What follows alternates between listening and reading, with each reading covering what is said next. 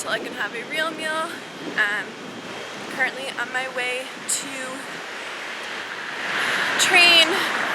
My digestive system is like not ready for real food this early in the morning, so I'm just having a little bit of protein and carbs.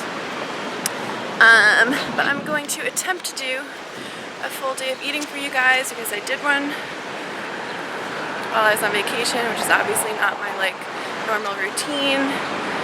And I got a lot of requests to do a full day of eating, even though it's really not going to be that exciting because I eat kind of the same stuff all the time. But I'll show you guys, hopefully. I'm going to do my best. But yeah, I have to go train, so I will see you later.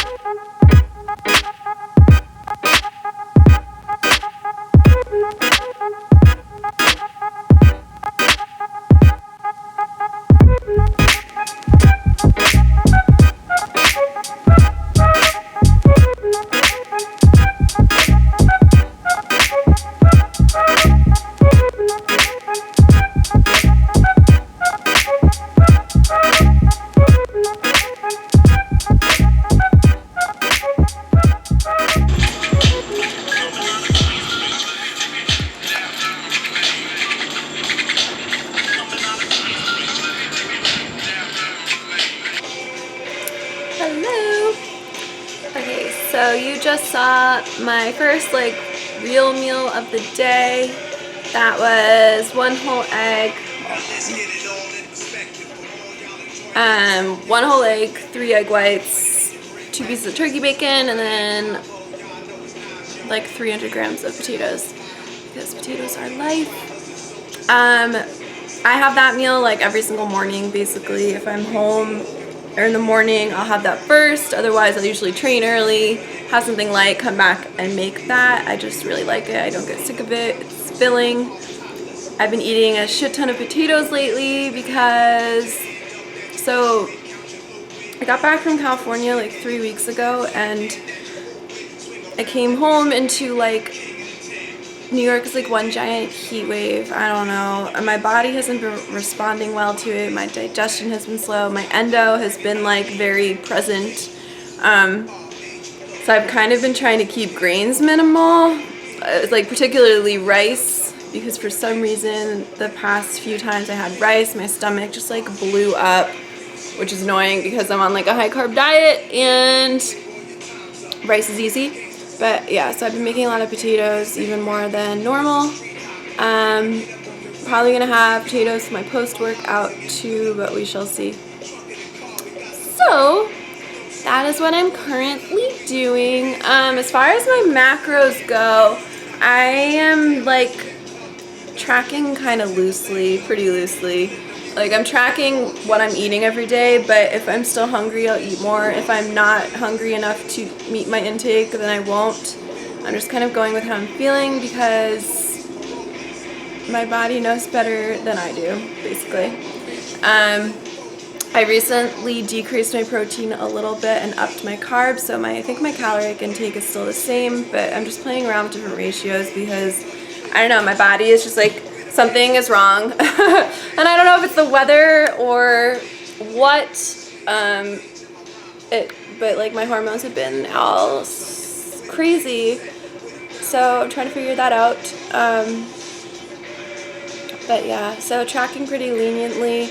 If I want to go out with my friends and go to dinner or whatever, I'll do it and not stress about it. I'm not doing extra cardio. I'm not cutting calories elsewhere. Like I don't care that much. My body is like strong. I use a lot of what I put into it, so it is what it is. I'm not competing, not prepping for a photo shoot, nothing, none of that. So like, live. So yeah, that's where I'm at right now. I have lots of computer work to do. Then I'm gonna go work out. I have chest and probably do some arms today. And then I have to train more, and so I'll just show you guys what I'm eating the rest of the day. It'll be a pretty regular day for me in terms of meals, because I'm able to make stuff at home and bring it with me. So yeah, stay tuned. So it has been a couple of hours. You guys know I like to keep it real on here and in life always. So I'm gonna do my best to eat what I normally eat, but as previously stated, I'm not handling the heat or humidity or something well because my endo and digestion are like all messed up. And I keep getting acid reflux, which means when I try to eat, my food doesn't really stay down. Sorry if that's gross. I don't feel great. My endo has not... I know I have a lot of women on here that, or at least on Instagram, with endo that follow me. If you have a suggestion, or like if the heat or humidity affects you, I don't know if that's really a thing or if my body really is just like not okay anymore, but let me know, or what you guys do for inflammation and acid reflux and all that stuff, because I do all sorts of things. I take turmeric and lots of vitamins, and I try to keep my diet on point, but it's like not working right now. It makes me really shaky in my finger. I don't even know if you can see this, but can't bend it because it's bruised and swollen because I have no control over my body. And I dropped weight on it at the gym, not because I was being careless, but because my hands do this when I'm endoing. So, sorry, that's where I'm at. Oh yeah, there's lighting in this apartment, it's terrible. Making food anyways. I'm gonna make more potatoes and I will show you just some vegetables that I prepped. I'm gonna pack with me. I'm gonna have a little coffee because I'm like so drained, and we'll see how the pre-workout food goes, because right now food's not staying in me. Fun times. Current plan of action. If you haven't had this, try it. I add this as like a creamer option instead of actual creamer. Just this brand's coconut almond milk or whatever is also just really good as creamer. Sometimes I do this with the plain milk with honey. I'm not having this whole thing. I'm just going to pour a little in. But it's yummy. This is for the whole bottle. I usually use like maybe a third of it. I'm gonna do coffee and then go sit in my room with the AC and hope that like whatever inflammation is going on calms its shit, because I have stuff to do and I have to train more people and I can't be like shaking and dizzy and whatever in the gym at all, but especially when I'm training people, because that's like a hazard. So, welcome to my life. Apparently this is how the summer is going, even though I love summer and you're rejecting me.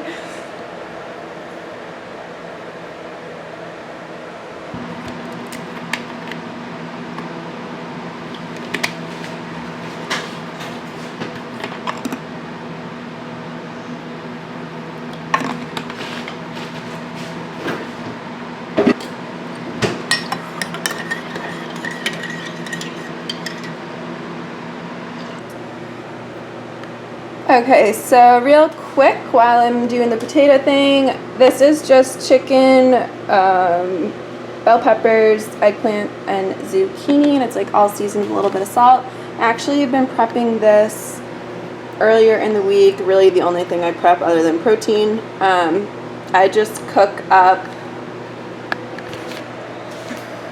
like I'll slice up the zucchini and put it in a pan with a little bit of water, cover it, let it kind of like steam itself, then I'll do the eggplant, then I do the bell peppers until everything is soft, and then I just stir it all up together and store it together, and I season it too with just like salt and pepper, and then it's like super flavorful. The bell peppers and everything kind of help give flavor to the eggplant just because it's like all sitting there, but it's like a good volume food, also really good cold if you're in a heat wave like I am. So that's what that is, just chicken and veggies, and then I'm gonna have the potatoes on the side as a post-workout, hopefully, assuming I can eat. Pre-workout foods to be determined, because right now is a struggle. It's okay though, powered through. Pre-workout, I only had one little piece of mango left. So mango, frozen blueberries. I have a square bar. I wouldn't call them protein bars because they really only have like 11-ish grams of protein in them. 13 grams, my bad. But there's nothing weird. The ingredients are all things that I could explain to you, so I'm cool with them. How much is this? 21 carb, 11 fat, 13 protein. Not the best macros, but like my macros are high. And then another one of these. I just need carbs before I lift.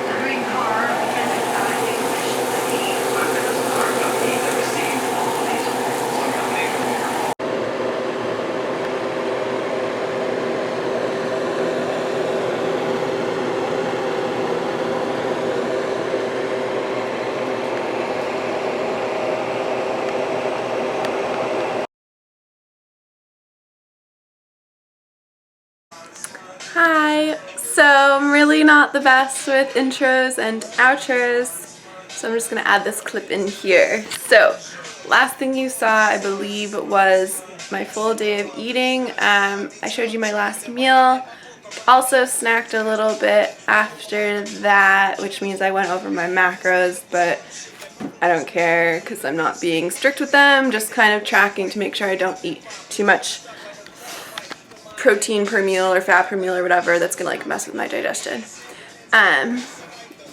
Also started feeling better, had a really good workout, and I think that helped me actually. The rest of the week the weather kind of calmed down a little bit. It's a little bit cooler, not like 100-degree heat index, which also has me feeling better, thank God. So then Thursday I decided to randomly film my lower body workout, so I'm going to attach that after this. Also a really good workout. Started with deadlifts, which I don't normally do. Finally figured out a stance that works for me. I have like a longer torso. Hip alignment's kind of weird. Sumo stance in this first clip was actually really great. I typically if I don't go heavy enough, I just want to like pick the weight up off the ground and not use my lower body at all, which is ridiculous because my lower body is strong. But going into a sumo stance rather than a conventional deadlift actually really helped me with that. So I was happy. Kind of played around with a couple of new things that I don't normally do with my leg days. So you will see that in the following clip. I hope you like it. Give this video a thumbs up if you do. And yeah, enjoy. See you in the next video.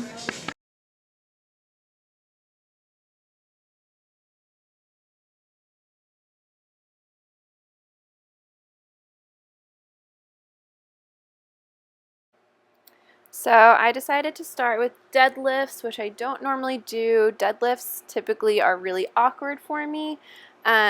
So I have a longer torso, and finding a balance where I'm over the bar but not driving it with my upper body has just been really difficult for me. So these first two clips, I'm working in like a heavy set of 5, I believe. I just wanted to focus on actually using my lower body to drive the movement. First two clips, I'm in a more of a conventional deadlift stance. Form is not amazing, so I wouldn't copy it. Form also varies from person to person depending on a lot of things, but like I said, I have a long torso, so I have trouble finding like a balance. So then the third clip, which is coming up, is I switched into a wider stance, and it was significantly easier for me to use my lower body to drive the movement. I think by widening my stance, I was able to bring my torso closer to the bar, so I wasn't hanging over the front as much. So I wasn't so inclined to pick it up. So that's just something I would play around with depending on how your body is. I highly suggest going into the gym and playing around with movements because a lot of us are very different. Like I have clients who are super quad dominant, and I'm always asking them like, where do you feel these things? You know, how do you feel your lunge? And then we adjust things based on that.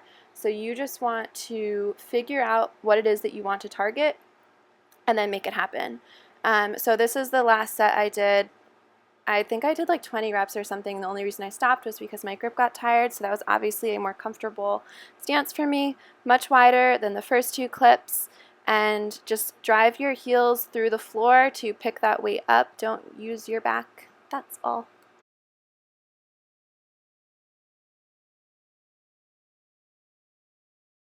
So next up is weighted step-ups. I suggest picking a step that brings your quad about parallel to the ground. And the biggest thing with this exercise is your hinge at the hip. A lot of people say they only feel their quads doing these. I feel my glutes like completely activated. So what you want to do is push that hip back and lean forward a bit. Your chest should still stay up and core should stay tight, but by placing that weight on the front hip, you are going to get a greater stretch into your glutes and activate everything as you step up. So drive through that front heel. Do not use that back leg. A lot of people tend to bounce off the back leg. That defeats the purpose of the exercise. So this is one of my favorite exercises for hamstrings. I typically pick like 2 exercises per week and just murder my hamstrings with them. So this is what I chose. There are 2 things I like to do with this. First off, I keep my feet flexed the entire time, so I'm driving my heels against that foot pad and my toes are actually up a little. You can even put your toes up off of the pad. And then I have a weight at my chest, and I'm coming up until my body is in a straight line so that I keep tension in my hamstrings. Some people prefer to come up all the way. Some people do these without weights. It depends on how you feel it. I would play around positioning. I'm going to actually put up another video on my Instagram of option number 2, but this is how I chose to do it today.